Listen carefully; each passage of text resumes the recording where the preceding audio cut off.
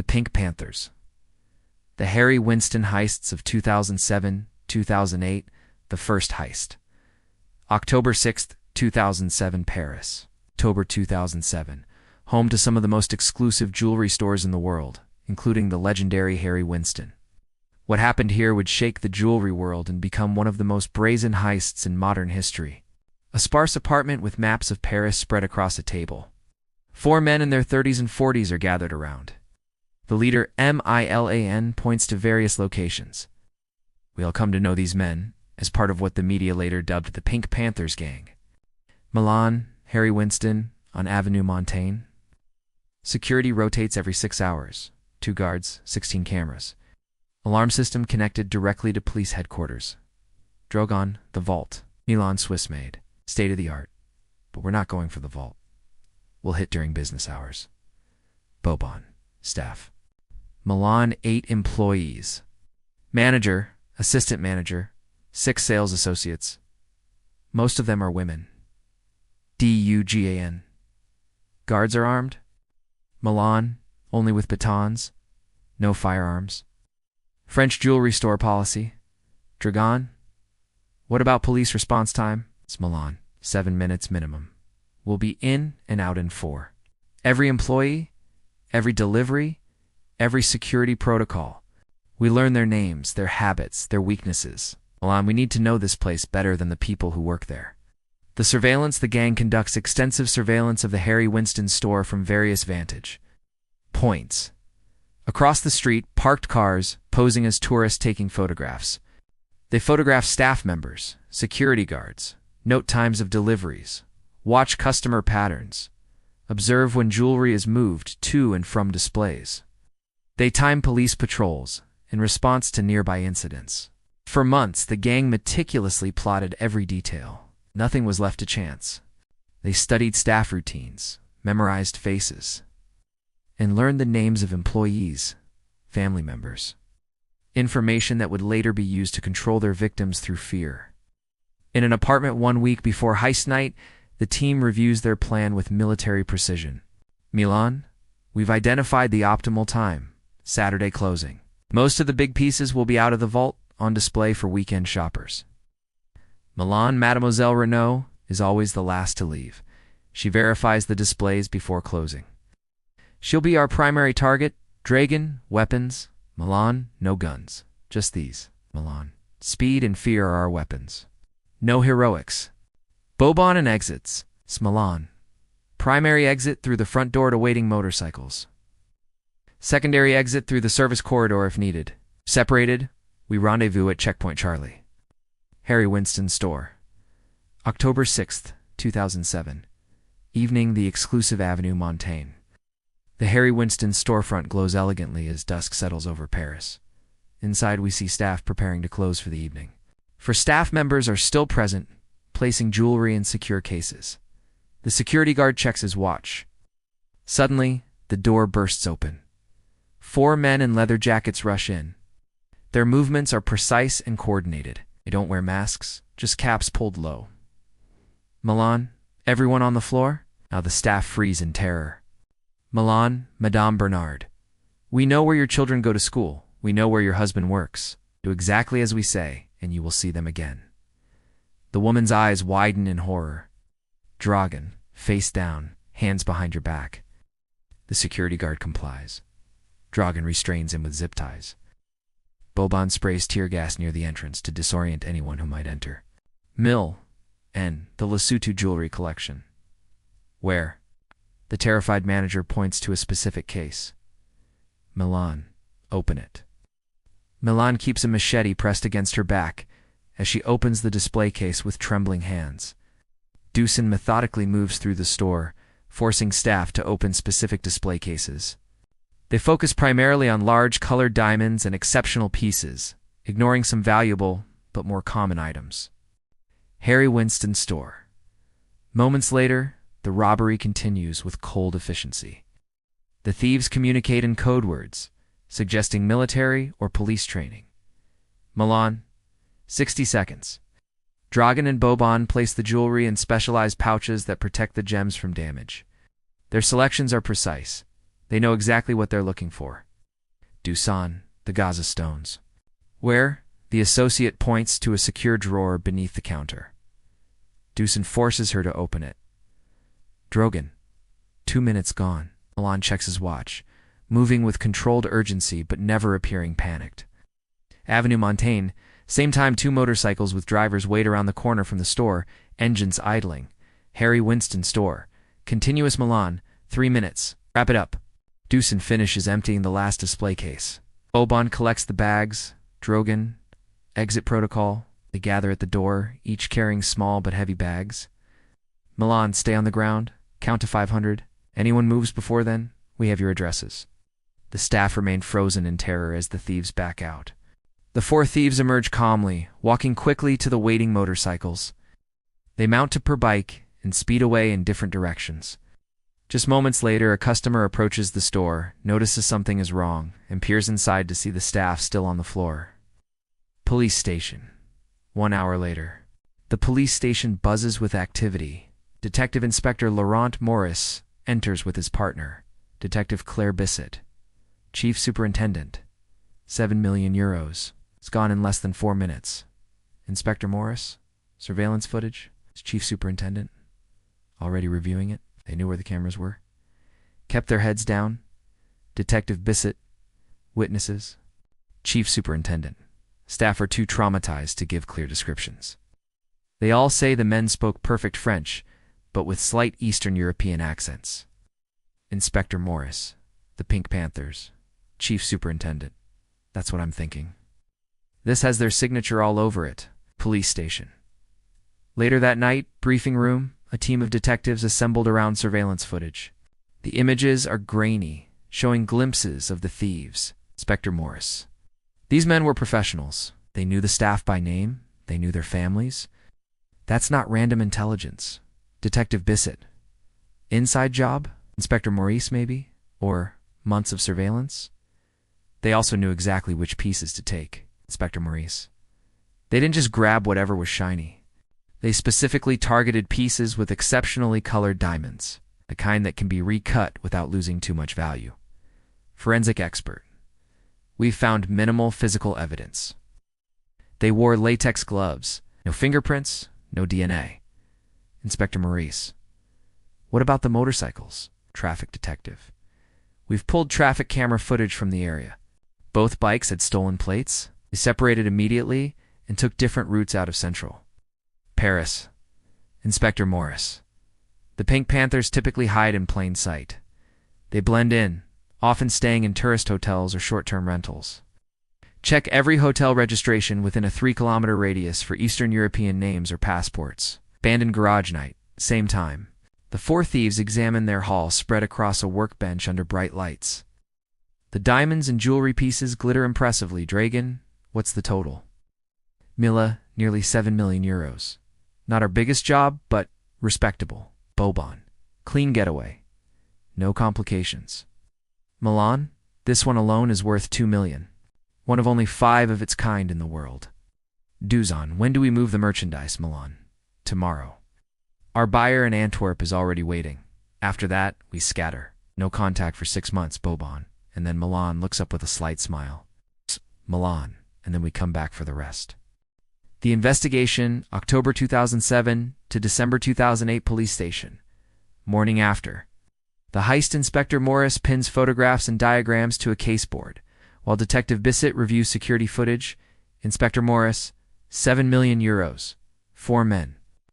Under 4 minutes. This level of precision suggests we're dealing with the Pink Panthers.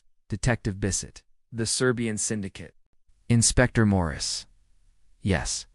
Former military and police from the Balkans. Experts at high-value jewel theft. Over 120 heists in 20 countries since 1999, he pins up. Interpol bulletins showing suspected Pink Panther members. Inspector Maurice. These men are ghosts.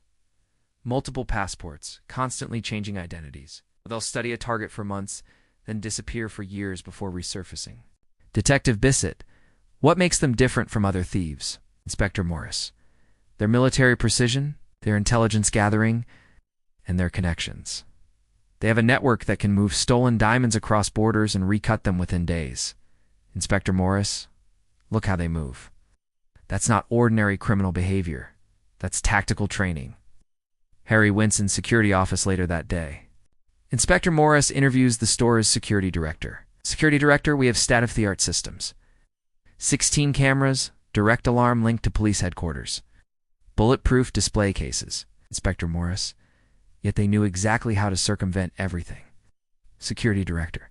They used the human element. They threatened our staff with violence, with harm to their families. Inspector Maurice. Did they target specific pieces? Security director. Yes, they ignored some valuable items to take others. They knew exactly which pieces contained exceptional colored diamonds. Inspector Morris. Information that would be available to security director, our staff, our suppliers, anyone who reads certain trade publications. Inspector Maurice. I'll need a complete list of everyone who had access to that information, and I want to interview all staff who have joined the company in the last year. Montage of investigation, various locations, detectives interview hotel clerks, showing photographs of suspected Pink Panther members, forensic teams examining discarded motorcycle helmets found in a dumpster. Police collect traffic camera footage from all routes leaving Central Paris. Inspector Morris reviews Interpol files on known Pink Panther activities across Europe. For months, the investigation seemed to hit dead end after dead end. The thieves had vanished, along with the diamonds. But what the police didn't know was that the Pink Panthers weren't finished with Harry Winston. Police headquarters 6 months later, April 2008, Inspector Maurice and Detective E.D. meet with an Interpol agent. Interpol agent. We have confirmation that at least 2 of the stolen pieces appeared on the black market in Dubai. Recut. Of course, Inspector Morris, can we trace the seller? Interpol agent. We've identified 3 known Pink Panther associates operating in the UAE, but we've lost their trail. These people are professionals at disappearing. Detective Bissett, do you think they'll hit Paris again? Interpol agent, it's not their usual pattern. They typically avoid returning to the same city too quickly. Inspector Morris. But Harry Winston is a prime target. The inventory they couldn't access the first time. Interpol agent. Would still be there, yes. But security will have been enhanced. Inspector Morris. Unless they found another way in. A way we haven't anticipated. In a Belgrade apartment, May 2008, Milan meets with a woman in her 30s, Ljiljana. They speak in Serbian. Milan, you understand what we're asking? Ljiljana. I join their staff and become invisible. I learn everything, Milan. It's a long game. 6 months minimum. Ljiljana. I've worked longer covers before. Milan hands her a French passport. Milan, your new identity. Memorize everything. You're now Simon, 34. From Lyon, Ljiljana. Background. Milan. Divorced, no children. Previously worked at Cartier in Nice for 3 years. References are in place. You'll pass any standard employment check. He hands her a thick file. Milan. Staff routines. Security protocols. Everything we know about Harry Winston Paris from our first operation, learn it all. Ljiljana. And when the time comes. Milan, you'll know. We'll recruit others inside. We'll build a team. And when the moment is right, he leaves the sentence unfinished, but the implication is clear. Harry Winston Paris, June 2008, Ljiljana, now fully transformed into interviews for a position. Store manager, your references from Cartier are excellent, Mademoiselle Simon. Ljiljana, Aurelie, thank you. I specialized in client relations there, but I'm eager to expand my knowledge of fine jewelry. Store manager, after the incident last year, we've significantly enhanced our security protocols. All staff must undergo extensive background checks. Ljiljana Aurelie, of course. I understand completely. Security is paramount in our industry. The manager studies her resume once more. Store manager. Well, your experience is precisely what we're looking for. When can you start? Ljiljana, infiltrating Harry Winston, summer 2008. For months, Ljiljana worked from within, gathering intelligence that would make the second heist even more devastating than the first. She recruited 3 other employees, playing on their financial troubles or coercing them through threats. By December 2008, the Pink Panthers had not just a plan, but an inside team ready to let them walk right through the front door. Police headquarters, December 4th, 2008. Morning. Inspector Morris reviews files when Detective Bissett enters. Detective Bissett, we've got a lead on that Belgian fence, who was moving some of the Harry Winston pieces. Inspector Morris. Where? Detective Bissett. Antwerp. Local police have him under surveillance.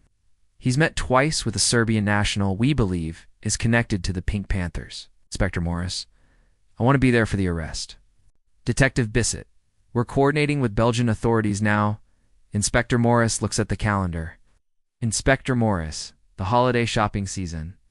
All the high-end jewelers will have their premium stock on display. Detective Bissett. You think they're planning something else? Inspector Morris.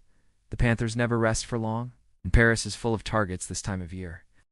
The second heist, December 4th, 2008, Harry Winston's store. December 4th, 2008, late afternoon, La Giliana works behind a counter. She checks her watch discreetly. The store is busy with holiday shoppers. Her phone vibrates. A text message. Ready? She takes a deep breath and replies, yes. For individuals approach the store. Unlike the previous robbers, these are dressed as women in long coats and scarves, wearing wigs and makeup. Despite their disguises, one can recognize Milan and his crew. La Giliana presses a button under the counter, disabling certain security features. She nods almost imperceptibly to two other staff members, her recruited accomplices. The door opens. The four women enter. A security guard approaches them routinely. Suddenly, Milan pulls out a .357 Magnum revolver from under his coat. Milan. Everyone on the floor now. The other thieves also produce weapons. Customers and staff freeze in shock. Unlike the previous robbery, this one immediately turns violent. Dragon strikes a security guard with his gun, but the guard crumples to the floor. Milan, face down, hands where I can see them. People comply, terrified. La Giliana and the other two compromised staff members pretend to be scared, but are clearly allowing this to happen. Milan, the vault. Open it now. For show, he roughly grabs her arm. She feigns terror as he marches her toward the back of the store. La Giliana opens several security doors using her legitimate access. Milan keeps his gun visible for any cameras. They reach the main vault. La Giliana. Combination is 1644287. Milan inputs the code while appearing to threaten her. The vault opens. Harry Winston, main floor. Same time Drogon, Boban, and Duzan control the room. Oh. They force the manager to open specific display cases. Drogon, this one. Open it now. The manager complies, hands shaking. Inside are several spectacular diamond necklaces. Boban systematically empties the case into a specialized bag. Duzan approaches another staff member. Duzan, the Cashmere Sapphire collection. Where is it? Terrified staff member. In the private showing room? Duzan forces them to lead him there. In the vault. Milan and La Giliana rapidly empty the vault's contents into specially designed bags that protect the gems. Milan, 2 minutes gone. They move with practiced efficiency, targeting specific safe deposit boxes that contain the most valuable pieces. La Giliana, this section has the colored diamonds delivered last week, worth at least 15 million. Milan breaks open the secure box and empties the contents. Main floor, the robbery continues with military precision. Duzan returns from the private showing room with another bag full of jewelry. Duzan, 3 minutes. The customer makes a slight movement. Boban immediately points his weapon. Boban, don't move. Next person who moves gets shot. Everyone freezes again. In the vault. Milan and La Giliana finish emptying the targeted sections of the vault. He speaks into a concealed radio. Milan, vault clear, moving to exit. They hurry back toward the main floor. Main floor. Moments later, Milan and La Giliana rejoin the others. All four thieves gather their bags. Milan, 4 minutes, exit now. Back toward the door. Weapons still trained on the customers and staff. Milan, anyone moves in the next 5 minutes, my associates outside will open fire. Understand? Terrified nods from everyone.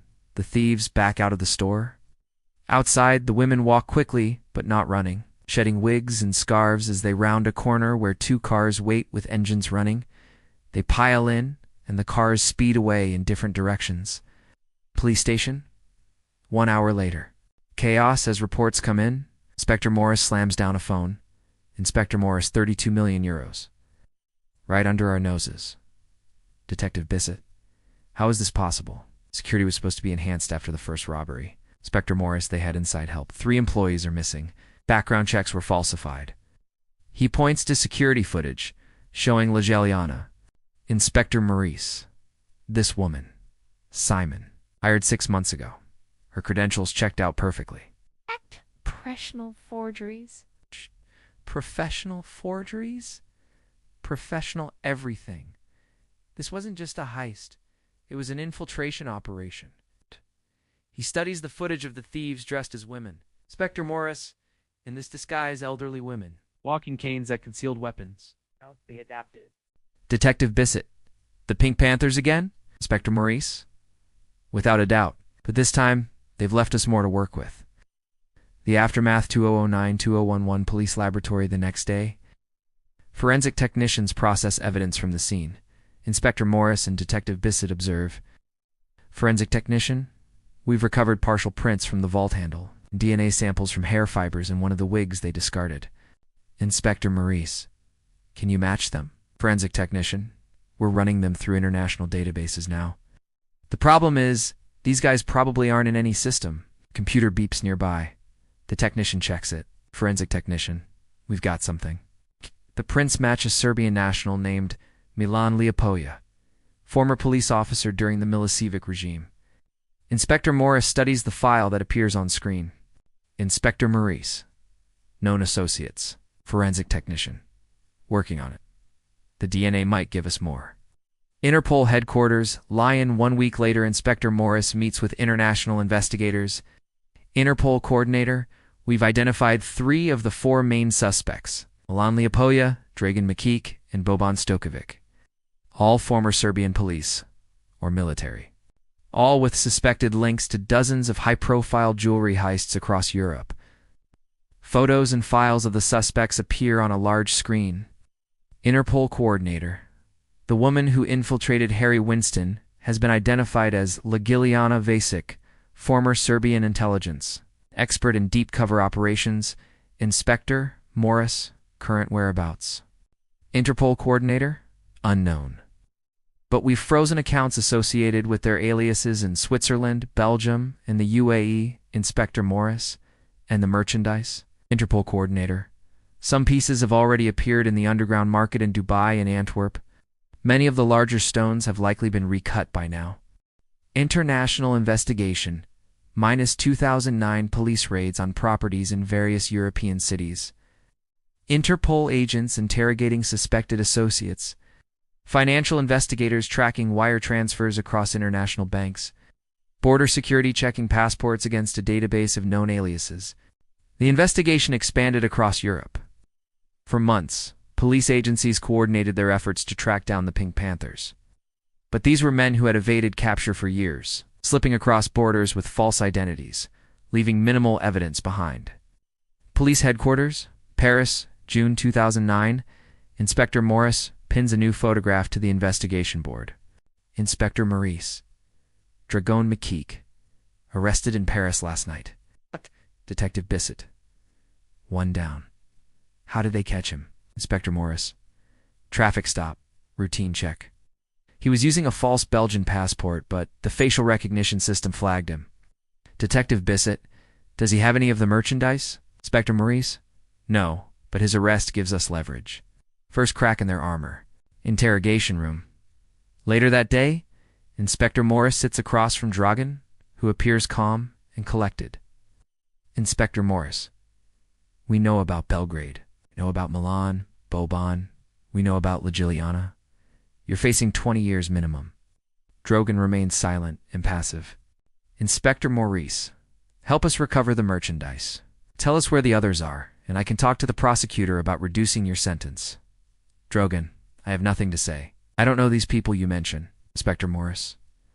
We have your DNA at the scene. We have you on camera. Dragan. Then you don't need my help, do you? Apartment building, Belgrade, October 2009. Serbian police and Interpol agents surround a building. Armed officers breach an apartment door. Inside, they find it recently abandoned. Documents are burning in a metal trash can. Serbian police chief. They were here, maybe left hours ago. Interpol agents searched the apartment, finding fake passports and ID cards. Interpol agent? They're running, getting sloppy. The net tightens minus 2010. More arrests in various European cities. Its view is jewelry being cataloged by police. News reports about Pink Panther gang members being apprehended. By 2010, the Pink Panthers network began to unravel. Associates were arrested across Europe. Small portions of the stolen merchandise resurfaced. But the masterminds remained at large, along with most of the 40 million euros in jewels taken from Harry Winston. Police headquarters, May 2011. Inspector Morris and Detective Bissett review case files. A knock at the door. An officer enters. Officer, Inspector. They've arrested Milan Leopolia. Morris and Bissett exchange looks of surprise and satisfaction. Inspector Morris. The ringleader.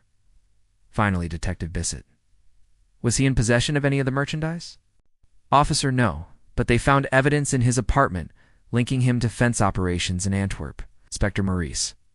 I'm going to Rome. I want to question him myself. Roman police headquarters. 2 days later, Milan sits handcuffed in an interrogation room. He appears older, tired, but still composed. Inspector Morris enters. Inspector Morris, Milan Leopolia. 3 years I've been looking for you. Milan, I'm sorry, you have me confused with someone else. My name is Anton Markovic. Inspector Maurice. We both know that's not true. Your fingerprints, your DNA. They tell the real story. Inspector Maurice. 40 million euros in jewelry. Where is it? I have no idea what you're talking about. Inspector Maurice Dragan is serving 15 years.